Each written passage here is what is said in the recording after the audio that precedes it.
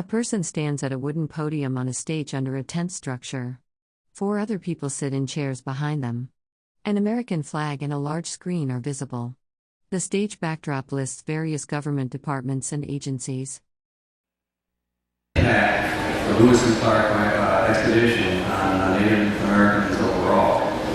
I'm going to introduce the individuals and talk a little about the moderator, Amy Massa. This is Amy Massa from left to right, Mr. Alan Pinkham, Ms. Bobby Connor, and Mr. Rob Barrow. A few words about Amy. Amy is a main Hidatsa of the 3 affiliated tribes of North Dakota. She's a nationally recognized scholar, advisor, and presenter on the life and legends of the Sacagawea, the interpreter for the Lewis and Clark expedition. In 1999, Amy Massa joined the National Council of the Lewis and Clark Bicentennial, and in 2000 was named the first chairperson on the Council's Circle of Tribal Advisors. Amy received her master's degree in education and marketing and completed her doctoral coursework at the University of North Dakota. She is currently employed as Tribal Involvement Coordinator to the National Council of the Lewis and Clark Bicentennial. A person wearing a red blazer or a striped shirt stands indoors next to an American flag with a gold fringe, looking toward the camera. She is a member of the Board of Directors of the North Dakota Lewis and Clark Fort Mandan Foundation and serves on the North Dakota Governor Lewis and Clark Advisory Committee. Amy and her family reside near the Missouri River in western North Dakota. So let me welcome the panel moderator, Ms. Amy Massa.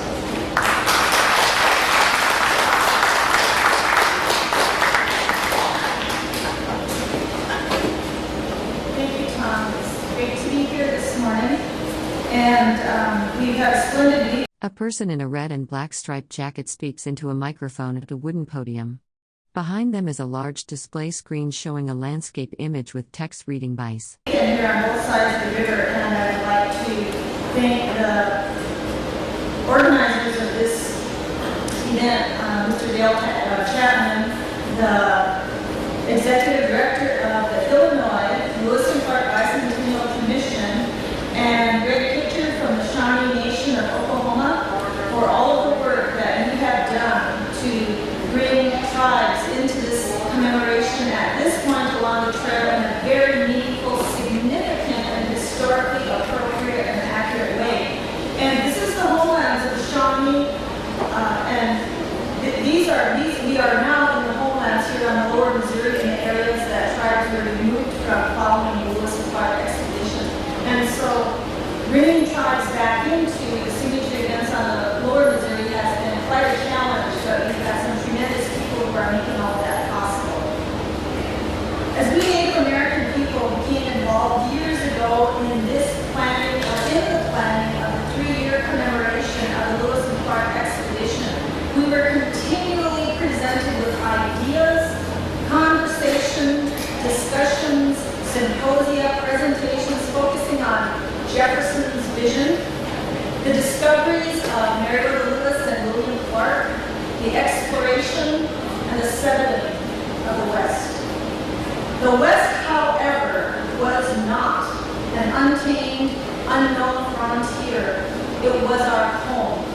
Millions of acres of prairie lands, mountains, coastal lands were populated by millions. Our ancestors, who for centuries had been living out there, quite successfully, I might add, living what was during the early stages of this commemoration coined as Jefferson's vision for the West. That vision included the opening and settling of the land out west, the creation of an agricultural economy and an agricultural community, the development and expansion of international trade, the creation of an empire of commerce. Our ancestors for centuries have been doing all that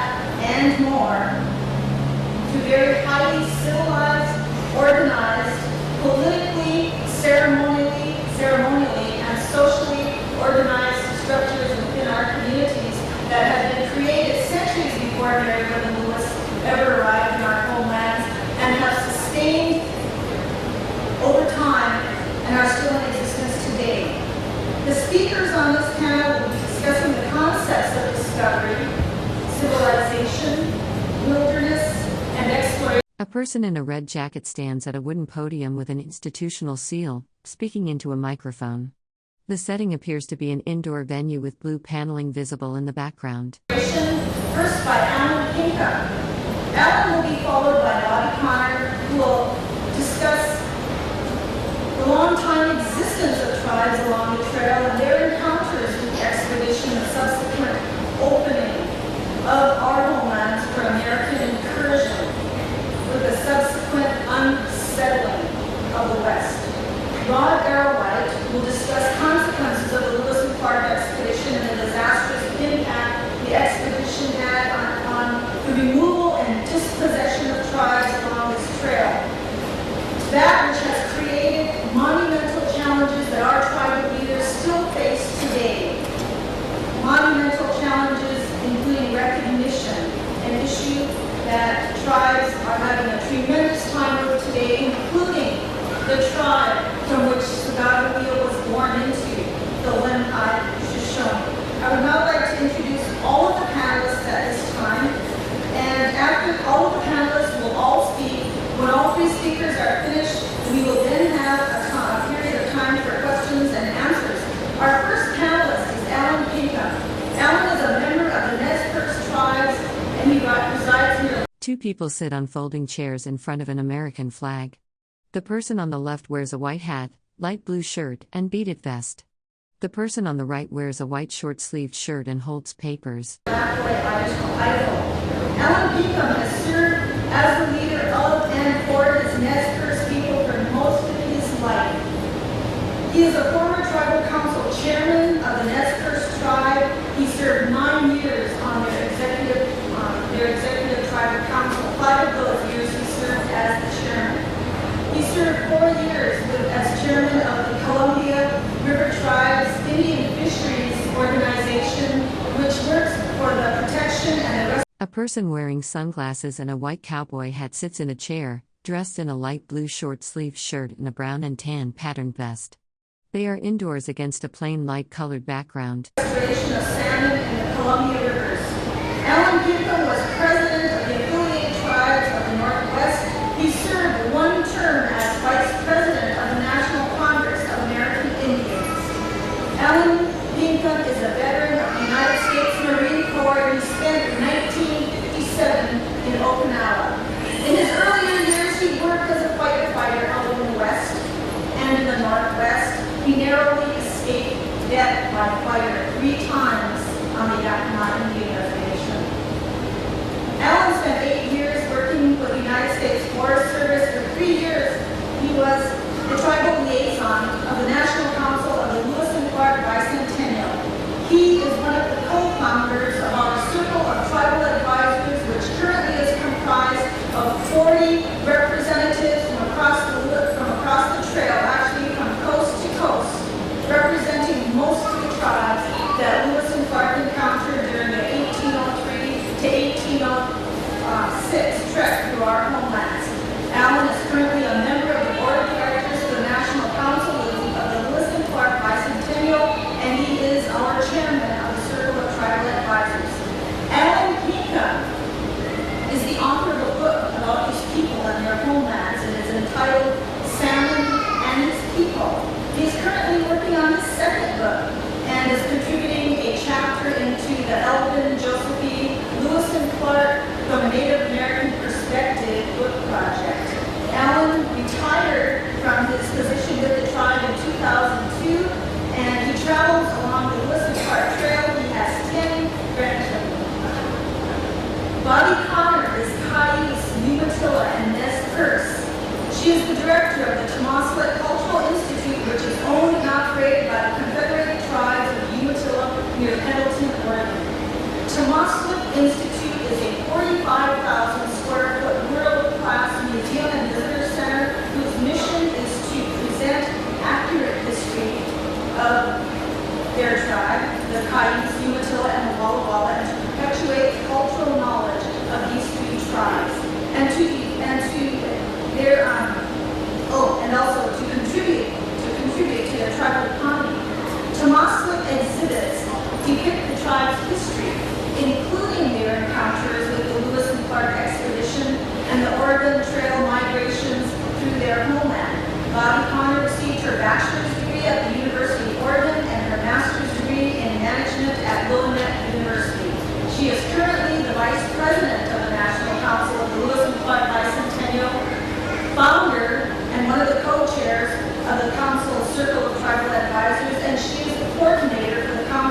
person in a white short-sleeved shirt and blue lanyard holds a dark folder while seated, looking downward. They are positioned among other people in what appears to be an indoor presentation setting. National Cultural Awareness Campaign. Our third speaker is Rod Arrowhite. Rod Arrowhite is Lemhi Shoshone from Idaho. Mr. Arrowhite is a direct descendant of Panelists, the brother of Sagaguia, who Lewis and Clark relied heavily upon for their successful passage across the rigorous range of the Rocky Mountains. From Panelists, a very young Shoshone leader, the expedition obtained fine horses and a knowledgeable guide before they left that Shoshone village in August of 1805 and embarked on that treacherous journey over those mountains. Rod Arrowhite is the executive director of the Fort Lemhi Indian Community, and he is president of Lemhi Environmental and Engineering. He is currently the chief executive officer for the Pueblo tribe of Laguna, in Laguna, New Mexico. Mr. Arrowhite has 2 master's degrees, one in educational administration and the other in environmental science. He is a second-year candidate in his doctoral program in education at Idaho State University and the University of New Mexico. Rod is here. We are very honored that Mr. Arrowhite is here with us at this event. He is here this weekend with his lovely wife, Rose, and their 2 grandchildren. Ladies and gentlemen, I would first like to introduce or call on our first panelist, Mr. Alan Pickup. A person in a white hat and vest stands at a wooden podium on a small stage. Another person in a red jacket stands nearby. An American flag is visible in the background. Empty chairs sit to the right. Thank you, and I'd like to express my appreciation for the people that put these events on, and I'm honored and privileged to be here to speak before you today. And I got involved in this bicentennial because I perceived something was missing from this whole commemoration. And one of the problems I had was there's a number of words that if you use it in a context from another culture, it doesn't fit with our cultural view or perspective. And there's a number of words that fit into this category. Now, you'll see them sometimes in the journals or even in dictionaries or other uses, but if you put it in the context of our culture and the way we view the world, then it changes. But I don't want to change history. What I want to do and what I feel is important here is that I want to add to history. And that addition is, from our perspective, the native people in the United States. And celebration is one.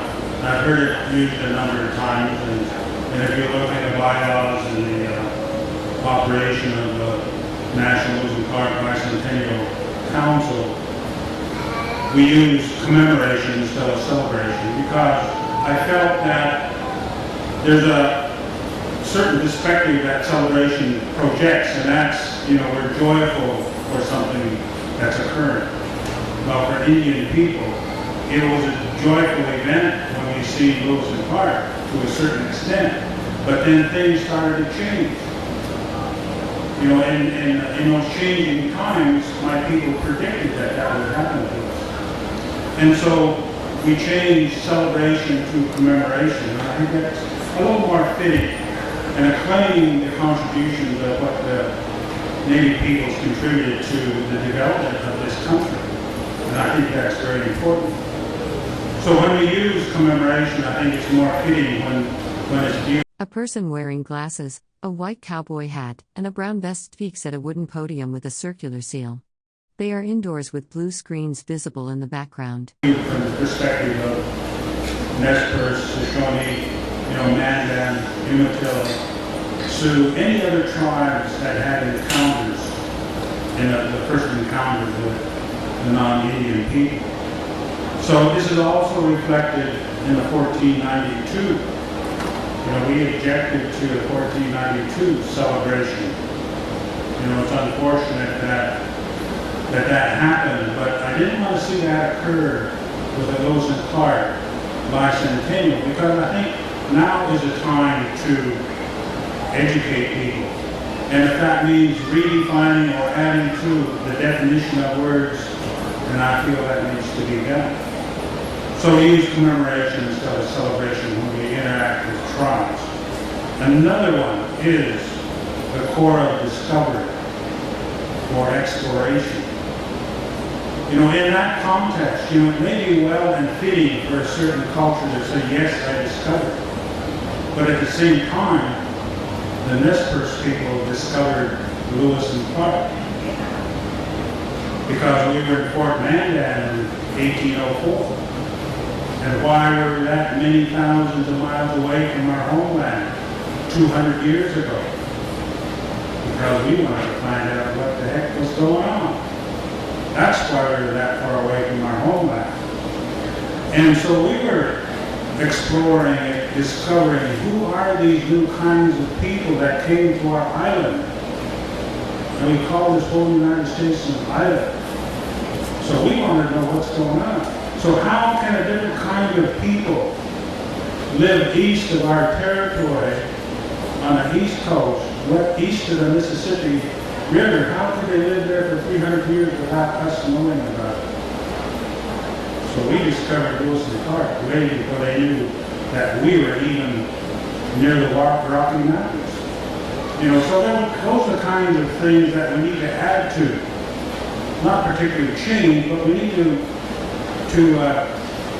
identify some of these perspectives from tribal people. And that is one. You know, we traveled in all four directions, the Nez Perce people did. We traveled north to a Great Lake. We traveled east over the Bitterroots and down Missouri to 5 Great Lakes. And we knew that there was a great river that flowed south to the ocean. And of course we went south as well. We went so far south that we seen a little animal, and we call this little animal Pitskoyet. And Pitskoyet in Nez Perce means imitator. And that little animal is the monkey. So that's how far south we traveled. So now, a person wearing a white cowboy hat, glasses, light blue shirt, and brown vest stands at a wooden podium with a seal on its front. They speak into a microphone in an indoor setting with dark curtains and lighting equipment visible above. If Nez Perce people traveled in all four directions, then we knew of these people. Now it's unfortunate that words become descriptive. And the way my father used to tell me is that when these new creatures come into our territory, they're going to speak a language we never heard before. They're going to have eyes like fish. Some of them will have their faces palmed upside down. And they'll bring good things and bad things, and they smell. And this is before Lewis and Clark came to our country. So we described them. This is what he would say. We knew what they looked like and how they acted and what they would do. And this, of course, comes into prophecies of our people and of the change in the world. And there's so many things attached to this that, you know, it takes a great deal longer for me to try to explain these things, but very briefly, of course, the language they spoke was English and French and other languages. And then eyes like fishes are gray and green and blue eyes. We call them silhouette, white eyes. So those are kinds of things. And then the faces hung upside down are the people with beards and mustache and bald on top. If there's any of you out there, you know who you are. So that there's a great deal that we knew, but at the same time, you know, we were very cautious. And another word that needs a little more definition is civilized and uncivilized. And you will see this written in the historical accounts also, and other terms as well. But then who defines civilization? You know, and it's the one that defines civilization is the one that writes the history and the one who wins the most marbles in the whole game of life. So this is where the definition then becomes critical from another cultural aspect that changes. So sometimes I ask people, you know, if I was uncivilized 200 years ago, when have I become civilized? If this is the application applied to my people. So just a little word of trying to understand who we are and what divides us. And if we understand those things, then we can become friends and neighbors and live among each other. And the other word that you'll see from time to time, and that's the word wilderness. A person wearing glasses and a white cowboy hat speaks at a wooden podium with a circular emblem. They wear a light blue shirt under a brown vest. Studio lighting and a blue screen are visible in the background. Wilderness, as I went through grade school, it brought up the connotation, the wilderness is full of wild beasts and dangerous things and things that could kill you out there. But that was our backyard. We were part of the environment. We were part of the wilderness. We never considered ourselves separate from all the animals and birds and insects and fish. We were part of those beasts as well. We call all the animal people our brothers and sisters because we consider ourselves separate from them. And so that is another definition that we need to try to understand. And need to understand that the animal people were here first, and then the human beings came. And then we got in conflict with all the animal people. And they said that you cannot do this to us anymore.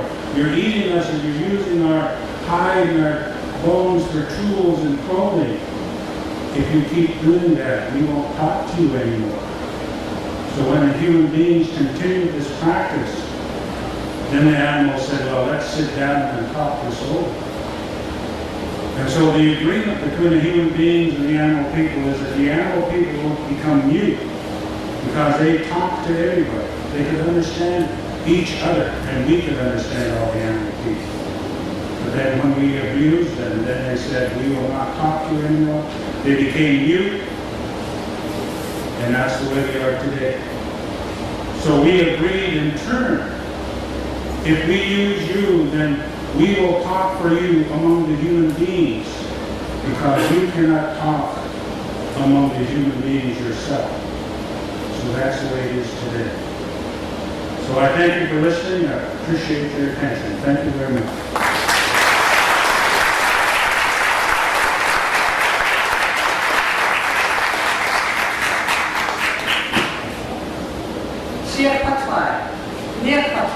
Good day. My Indian name is Sasawakun. I want to express before I begin to talk to you my gratitude to my ancestors and the ancestors of all of the Native people who made sacrifices, wise decisions, and faced challenges on our behalf so that we might be here. We modern people are humbled by the legacy they've left us. They could have killed Lewis and Clark many times. They did not. They made choices that were very difficult so that we might be here. And some of the choices we face today are small compared to the choices they faced. In the interest of setting the record straight, a person wearing glasses and a white cowboy hat speaks at a wooden podium with a circular seal. They wear a light blue shirt under a brown vest. A microphone is positioned in front of them, with a dark backdrop and television monitor visible behind. About this context of the Lewis and Clark expedition, I'd like to point out that the Northwest Ordinance of 1787, when this was still the northwest of the United States here in this area, instructed that utmost good faith shall always be observed towards Indians, and that lands could not be taken without the consideration of rights of occupancy of the natives and proprietorship of the natives. In my homeland, in the Oregon, Washington, Idaho area, we were influenced, as Alan has already pointed out, by the fact that more than 30 ships had reached the coast of what is now Oregon and Washington by the time Lewis and Clark arrived. When the expedition arrived in our homeland, the land was ours. We understood that. It was the place the Creator gave us to live.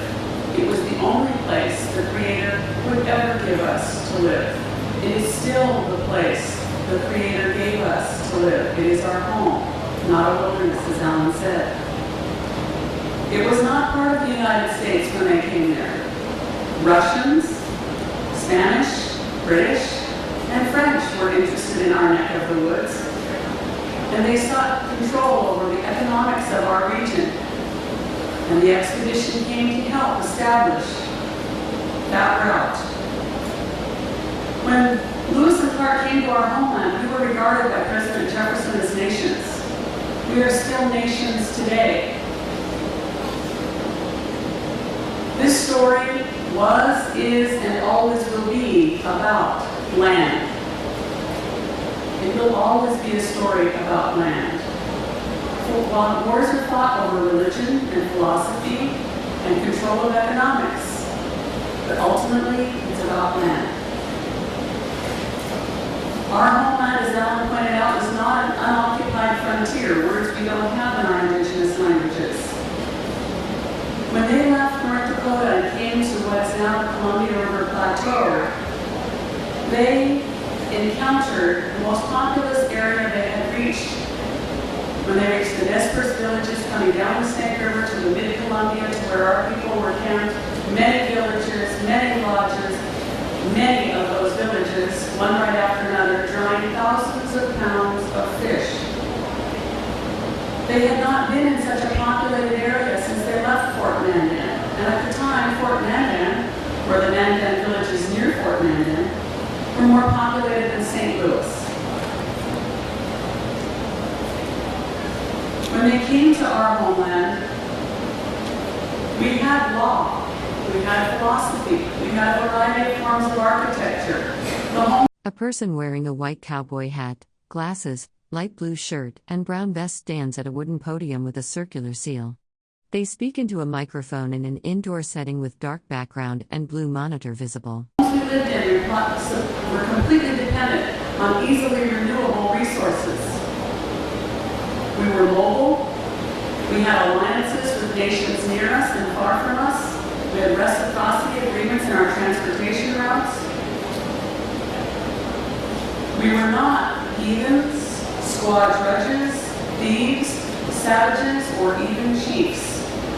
A word that is from our borrowed language, English, whose origins are from a neighbor in the United Kingdom of England. We were peoples whose identities emanated from our families, our clans, and our villages. We had social order. We had names for the places, and all of the names for the places in our homeland were stories. Every single story was shortened into an abbreviated fashion that you would now call a name. But Lewis and Clark came and renamed rivers and places as if they had not had names before.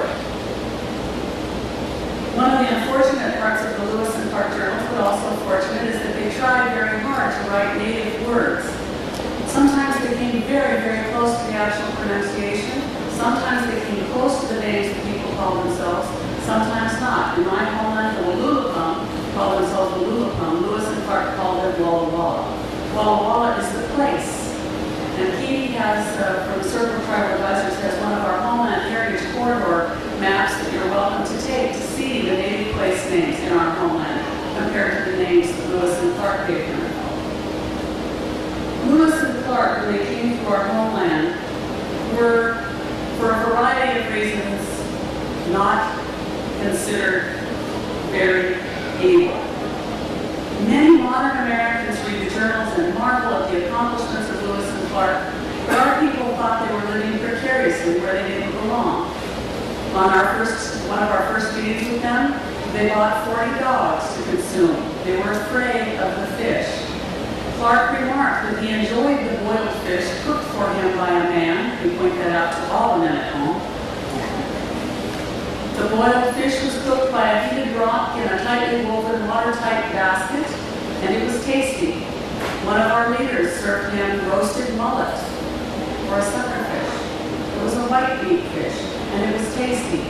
But there were two problems. They could not afford to buy dried fish from us because they were poor when they came to our country. And we knew from trading for thousands of years with other people in our homeland how to price our products. When Lewis and Clark came, our Nez Perce. A person wearing glasses and a white hat stands at a wooden podium with a circular seal, speaking into a microphone. They wear a light blue shirt and brown vest. The setting appears to be indoors with dark background and visible audio equipment. Alan's ancestors escorted these strangers into our homeland, and there were some remarkable things they noted in the journals. This is one of the very good things about the journals. They noted the division of labor between genders in our people. They talked about anadromous fish, salmon, but they didn't understand the life cycle of the salmon that travels the world and comes home again to spawn and then die, which is why they were afraid of all those dead fish that were floating in the river that we call creamers. They noted that we had lofty, elegantly formed horses and that men and women could ride equally well. They noted the picketed graves and burial grounds. For the most part, they respected them, something we hope that everyone who travels the trail today will also do. Leave the arrowheads where you find them. Leave the stack of rocks untouched, please. We had a very lean, nutritious diet with a great deal of variety. Probably 30 kinds of fruits, 6 kinds of berries, and today, notably, scientists have learned that the darkest fruit, for instance, huckleberries or blueberries, have the highest proportion of antioxidants. We might have learned something about our diet from living on the landscape for thousands of years. We had handsome men. We still do. We had a variety of forms of games. We still do. Some people politically prefer not to see tribes involved in game. Get used to it. We've been doing it for thousands of years. We had norms of hospitality that were unequaled. We still do. And we had captives. People call them slaves, anthropologists in particular. But if you forget to leave our homeland, we could marry you off. We might put you to productive labor. When you come to visit, make sure you know where you leave your car. When Lewis and Clark arrived in our homeland, we were the only people there, with all of our relatives, the animal people. But somehow, between their arrival in 1805 and the beginning of my involvement in planning meetings with the esteemed people here in 1998, we fell off of maps. The Circle of Tribal Advisors has been working very hard with the National Council to put tribes back on the map, to make sure that we're not invisible during this bicentennial because you don't know how to find us. We're trying very, very hard to connect our history, historical homelands as well as contemporary homelands, through these maps. A person wearing a white cowboy hat, glasses, light blue shirt, and brown vest stands at a wooden podium with a circular seal. They speak into a microphone against a dark background with blue equipment visible behind them. We want you to understand that our knowledge of the ecosystems in our homelands represents knowledge that can help America protect its resources if America listens. The Circle of Tribal Advisors has a few messages that I want to share with you now, so that you understand very clearly what we come here to say. We're still here. We're not extinct.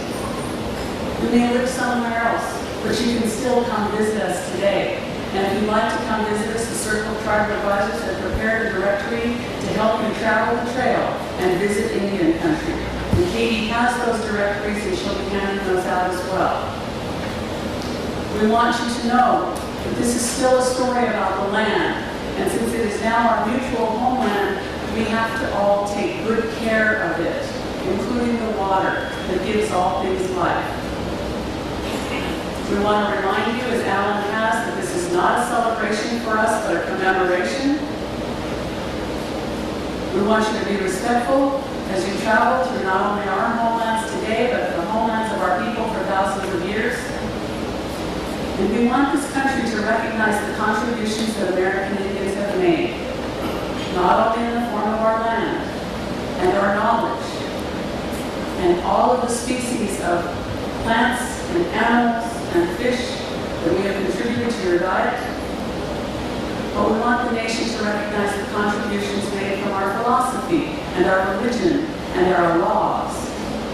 And most of all, we want to take care of the gifts that the Creator gave us in all of their forms: winged, in the water, on land, even the rocks talk, in our belief system.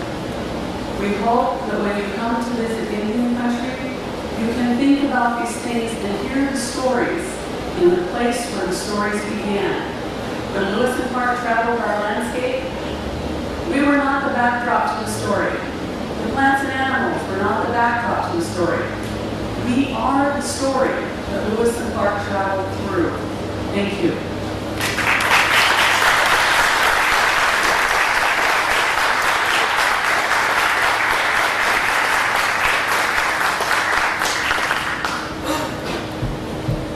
Good afternoon.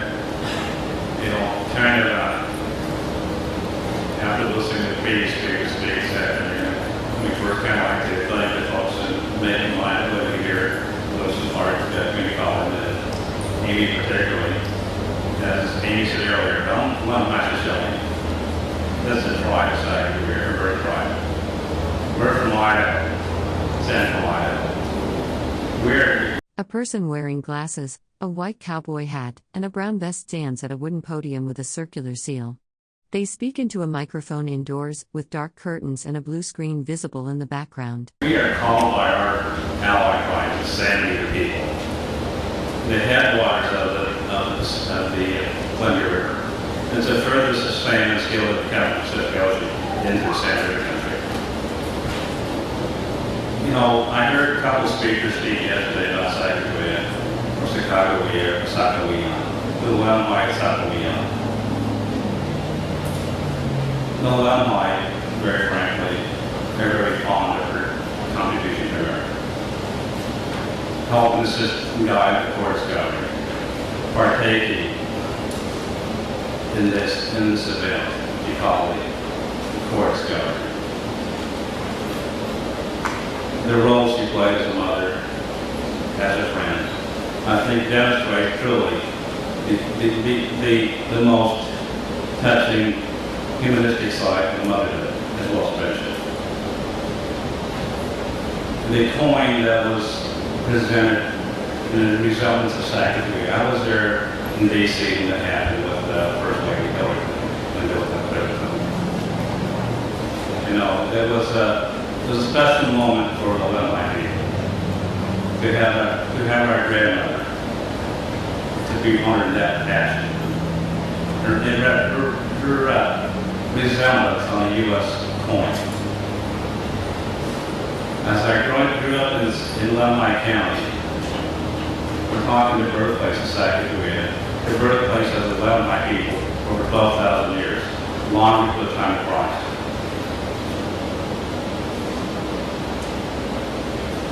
We look at the history of this country. Those tribes have played a significant role in making this, let me say, allowing the court discovery to accomplish its goal. As Sacagawea was brought back into the valley, her birthplace, Lamai Valley, we asked her to continue to assist these men, the white men, the titles, what we call titles, the light-skinned ones, and also the black one, we call the black white man in New York. We got pushed into Lamai country, because of the plains tribes received the early rifles from the early Canadians and traders. Once the Lamai occupied as far north as Great Falls, Montana, and the Yellowstone, and both there. If you look at Shoshone, let me give you kind of a little history here, a quick history lesson in Shoshone history. Shoshone speakers consist of Indian people from the present-day San Diego, California, through Nevada, through California, through Eastern Oregon, the Pines. A person wearing glasses and a white cowboy hat speaks at a wooden podium with a circular seal. They wear a light blue shirt and brown vest. A television monitor is visible in the background. Our cousins, as far north as up in Montana, where the Lamanites occupied, as well as in Utah and Wyoming, our eastern brothers and sisters, as far south as North Texas and New Mexico, the Comanches. We all speak Shoshone. But the Lamanites, we occupied the east of western Montana and central Idaho. Yes, we've had skirmishes with Blackfeet, Crows, Mandeville as well. Our ally tribe, the Flathead, I heard the lady from the Flathead Reservation speak the same song yesterday at the college here, at the Lewis Clark Bicentennial College. From all understanding, there was also erected behalf Sacagawea.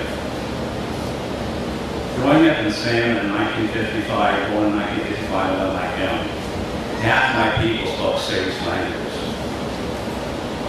So we were both Salish and Shoshone speakers. Jack Tyndall, the son of our last really honored chief, Chief Tyndall, had a Nez Perce house. I've talked in the past with the other Nez Perce people, Otis Avenue, Sly Red Thunder from Hollow Reservation. And we had our alliance with many of our tribes in our neck of this. And really, and honestly, I think, what happens in Never, people have to love my people.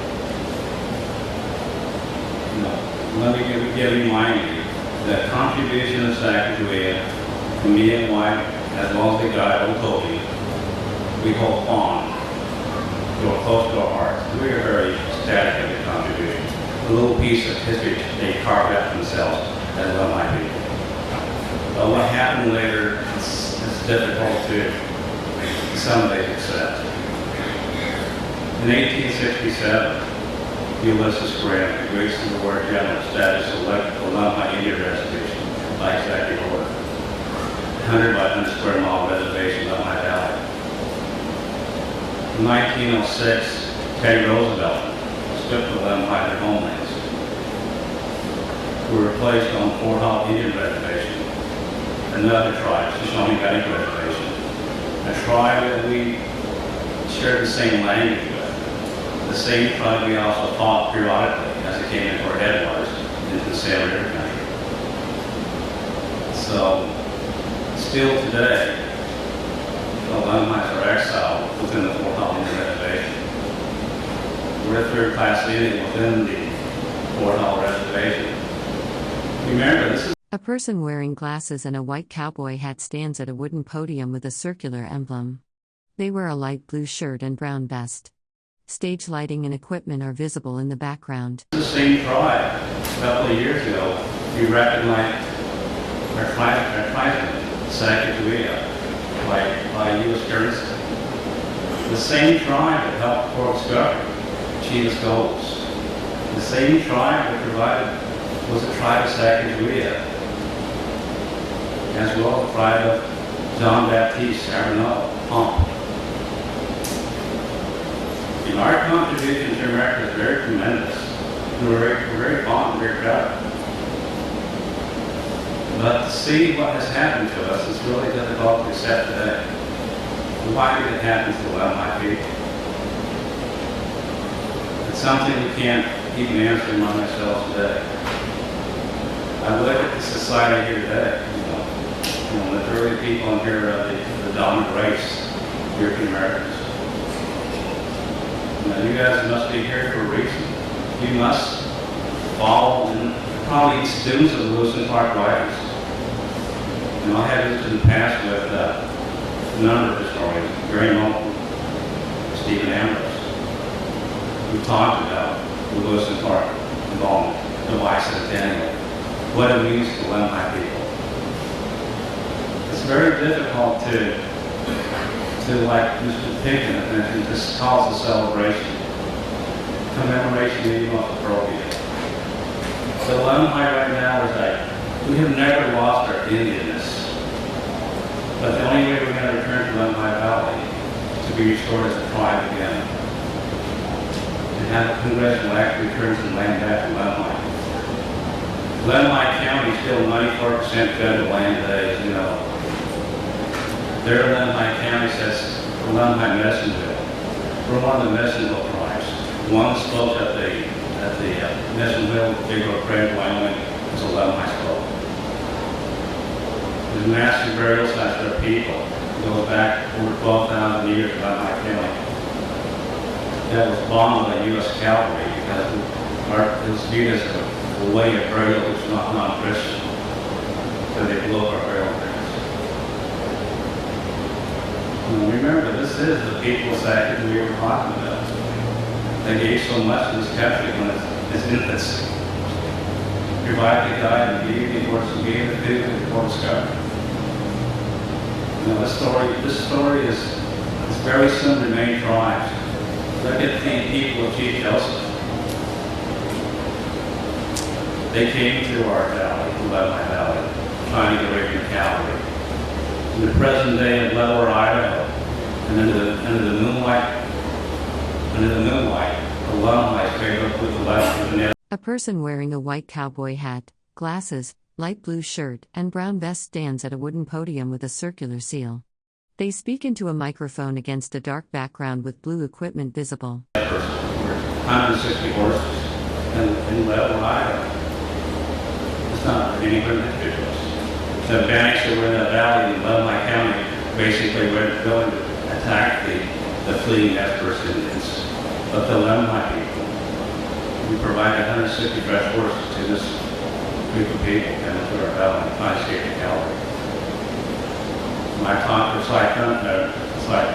Red about this, and called who's Nez Perce of the Chief Joseph Valley. You look at also the Chinook brothers over in Oregon. They were briefly recognized by the actions of Bill Clinton, who was president. And we'll turn around and was again lost their recognition by Secretary North thought that was illegal. We got the Umatilla there at Seattle Falls, a non-recognized tribe. We have the Lewis Clark Montana as well. The 537 plus federally recognized tribes, there's over 150 are non-recognized tribes of this country. And many of us, like the Chinook, the Umatilla, the Lemhi, played a significant role in helping toward discovery. And I was talking to Bud Clark, the great grandson of William Clark, the other day with my phone. We were talking about the red-haired one, the war chief of Lemhi's. If you read the 1855 journals of the LDS Church, when they established the LDS mission of Lemhi Valley, there was a red-haired war chief of Lemhi's. A red-haired one. That's a legacy of our people, the son of William Clark. And so, our relationship with this country goes beyond just a core discovery. We look at the Lemhi son, who was raised by William Clark, John Baptiste, Cardinal. And it's very difficult, as a father today and a grandfather as well. I look at my children who reside in Fort Hollywood Reservation today. We yearn and dream of going back to the valley of our forefathers. Into the valley when we walk into Fort Discovery. And it's a dream, it's a hope that we still envision today as a tribe. That's our birthplace. The Lemhi Valley created the Lemhi heritage. Also helped create the one we call Sacagawea. There in the Lemhi Valley, I was working with a bunch of botanists from the University of Calgary in Canada. There goes a Lemhi milkfish. The only place in the world this plant grows. A person wearing glasses, a white cowboy hat, light blue shirt, brown vest, and a lanyard stands at a wooden podium with a circular seal. They are speaking into a microphone indoors. It helps the development of milkweeds and the wildlife, which we partake in as we eat the buffalo and the elk and the moose and the deer and the whitetail in our valleys. The Lemhi milkfish. If you look at the Lemhi Valley, we are surrounded by mountains. To east, we have the Bitterroot Mountain Range. To the north, we have Santa Rosa Mountains. To the east, we have the Lemhi Mountain Range. It's our belief among our people. We came from the heavens. We look at the Bitterroot Mountain Range. It touches the heaven of the sky above. So this is home to Lemhi people. They're home to Sacagawea. We're home to our son as well. But today we have the Sacagawea Center City. Not one Lemhi Indian divided in Lemhi County today is known. I think if we talked to William Clark, Mary Lewis, and Sacagawea today, I think they would have liked to come back 200 years later, see the Lemhi people prospering in their valley. Because we were friends to the Boy Scouts. They were friends to our grandmother, Sacagawea, as well as her son, Tom. When you look at the Alan's earlier about civilized, look at the civilized tribes out here, west of Mississippi, the Choctaw, Cherokee, the Creek, Chickasaw. Who moved west across Mississippi into other Indian lands? Civilized, I guess it's something we need to find. We thought in the Lemhi country we were also civilized. We believe in a God. One God. My grandfather, great-grandfather, Pearl Old Man, is the last religious leader of our tribe, our medicine man. He came the same equivalent to your Pope, those of you who are Catholic, for those of you who are LDS, as your prophets. He was the signer of Fort Bridger Treaty in 1867. We have the flag that's given to him, the signing of the Fort Bridger Treaty. A religious man, a man of peace. A lot of times we're not warriors, we were fishermen. We were hunters.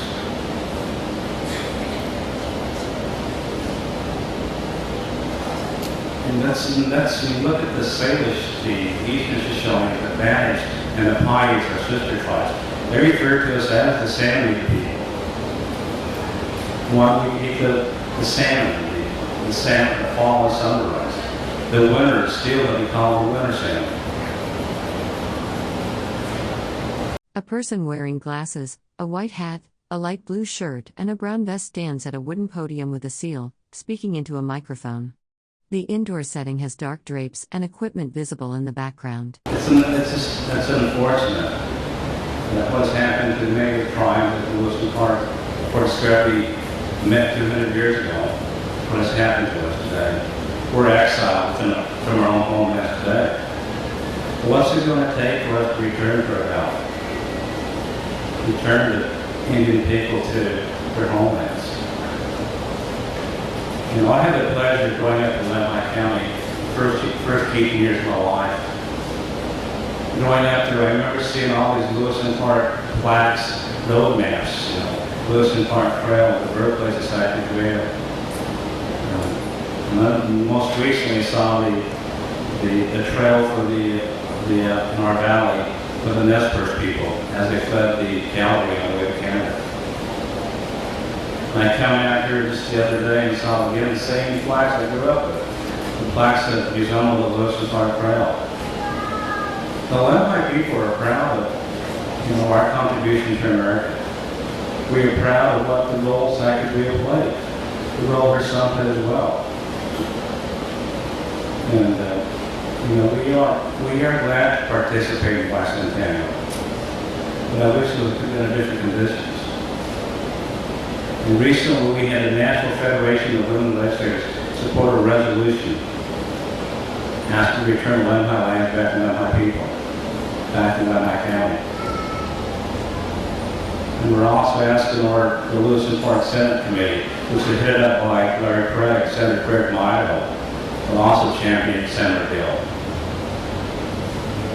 It's not just the Lemhi who are exiles, other tribes now, sister tribes. If we could just look back and open our hearts, open our minds, look at the needs of these people, the Native people, who play such a tremendous role in helping for discovery. Alan mentions discovery. Yes, We've been in that valley for, like I said earlier, almost 12,000 years. I think we discovered that love my country. It was home to us. It'll always be home to us. Today, the only time the land goes back to my county is to be buried in our valley. It's a shame. These are the descendants of Sacagawea and their brother Camille. The only time to come back to West my County is when we buried. But today we are very honored to be here. We are honored to see the point for our grandmother. We read the chapters in the Lewis Clark Bicentennial of the Lemhi people, Sacagawea and Palm. A person wearing glasses and a white cowboy hat speaks at a wooden podium with a circular seal. They wear a light blue shirt under a brown vest. A television monitor is visible in the background. And this last week, the Nebraska Press published a book called The Sacagawea People of Shoshone. I worked with Washington University for almost 8 years getting that book published. We worked with Gary Moulton as well. It's the most contemporary history of my people. Our struggles today as we know today. And our dream to return back to our valley. And we hope that people like yourselves can support the recognition of the Lemhi people and other tribes who lost the recognition, as well as be allowed to return to their ancestral homelands. You left here in St. Louis, you hear about the Shawnee and Kickapoo, who were also removed from their homelands, who were friends and allies to the Lewis and Clark Bicentennial. We haven't forgotten where we're from. And those promises are made to my people by Mary Lewis and Lewis Clark. We still hold close to her today, and we hope for a better tomorrow. Again, thank you for that.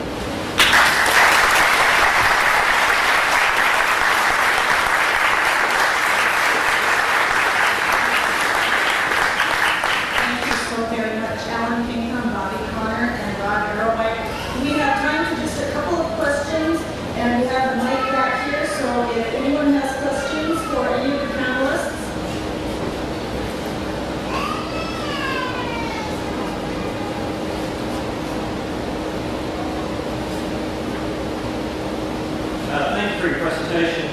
My question would be, as you pointed out to the Secretary Council, I can't remember your name. Alan Pinkham? Thank you. The events of 200 years ago, how would you parallel that to similar events, say, 2 millennia ago, as other cultures were stereotyped as barbarians and vandals, where these new terms were coined, and other cultures were pushed out of the way by so-called civilized people? Would you say that there's a very close parallel to that, and history has repeated itself? Well, this isn't the only people worldwide that's been pushed aside by so-called civilization. This has happened worldwide, in South America and other places as well. So I guess the definition of civilization is the one who applies it. And then, of course, you get manifest destiny, that says, well, in the name of Christianity, we're going to explore and possess, unoccupied lands. And so you get into the context of the explorer and the discoverer. And that's international law by so-called. A person wearing glasses, a white hat, and a brown vest speaks at a wooden podium with a circular seal. They stand indoors under stage lighting, with a blue screen visible in the background. Civilization or civilized country. So, in our respect, what happened to us, we thought we were more civilized than other people. So, if you look at it from our side, it's quite different. And because the history has been written by those that won, so-called won, they define what it is.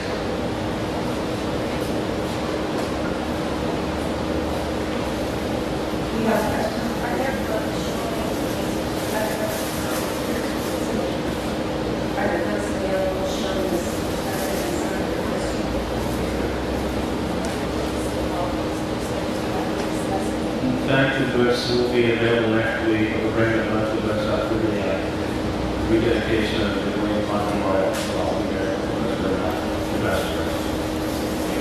We also have 2 book projects. Alan's working on projects. The Confederated Tribes of Umatilla are working on the reprints of the Cayuse Indian, the Imperial Tribesmen of Old Oregon with the University of Oklahoma Press.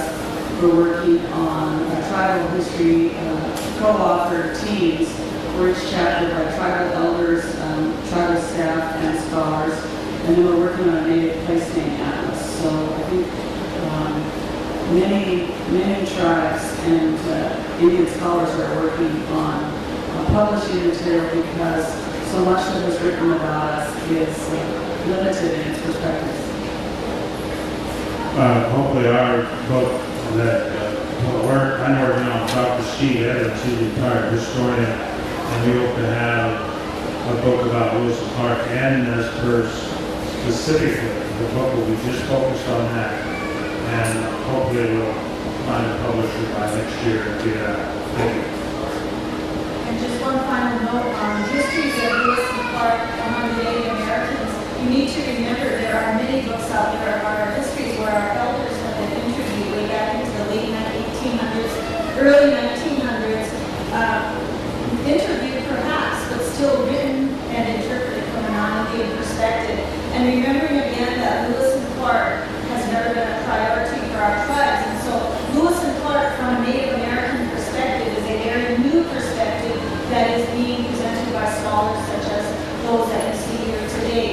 I think that that's going to wrap up our panel. We have another discussion. I want to thank again. I am so honored to know and to work with these individuals, Alan Kika, Maudie Connor, and Rod Arrowhite. Thank you all for being here.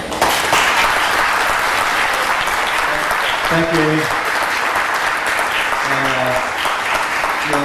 The panel, you were gracious by your presence here today. We can't thank you enough for being here. A person wearing glasses, a white cowboy hat, and a brown vest stands at a wooden podium with a circular seal. They speak into a microphone indoors, with dark drapes and a blue monitor visible behind them. Take the time to do this to help us all learn the lessons that we should learn all around. We have a symbolic gift for each of you, so I'd like to ask Alan to please come forward first, and maybe you can do the honor.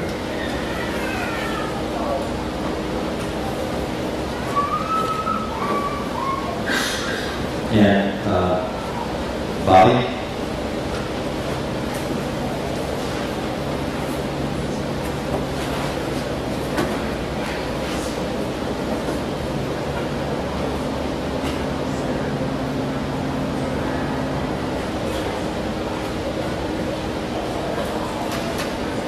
And Rod.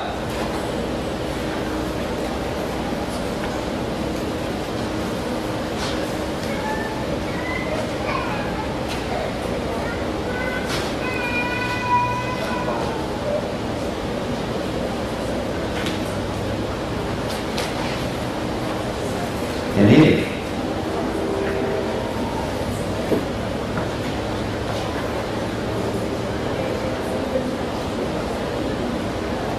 Matches the jacket, he said.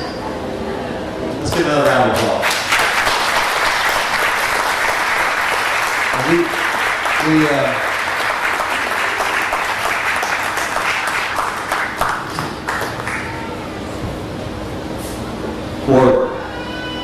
For Greg Pitcher and Amy, we have another symbolic gift for them. They were here on the torrential downpours in the first 2 days. So for each of them, we have an umbrella and a rain jacket from Lewis Clark Community College.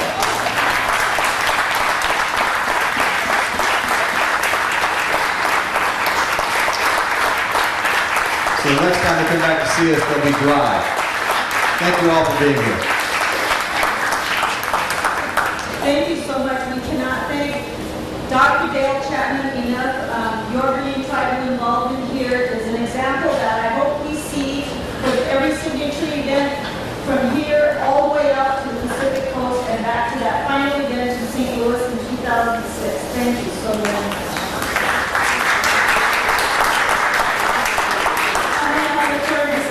I would also like to thank each of the panelists for joining us today. I'd like to thank you each for visiting as well. Next presentation in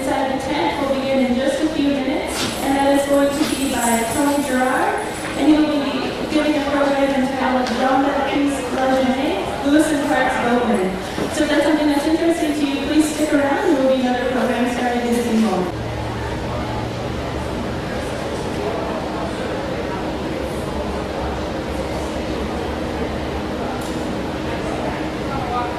A person wearing glasses and a white cowboy hat speaks at a wooden podium with a circular seal. They wear a light blue shirt and brown vest. Studio lighting and equipment are visible in the background.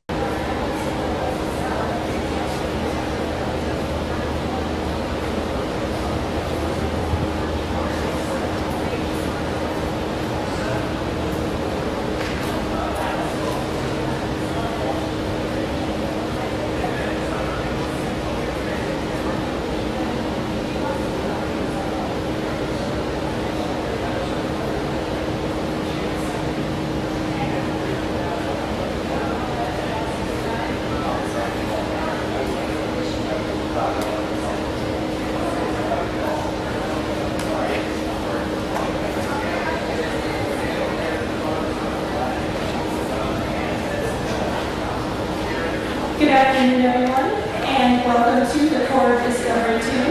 We are a mobile exhibit that's traveling across the country over the next 3 years, following the route of Lewis and Clark. And right now, you are inside of the tent of many voices. And this tent has been set up for us to bring in different speakers of different backgrounds with different expertise to share different viewpoints of the Lewis and Clark expedition. And we're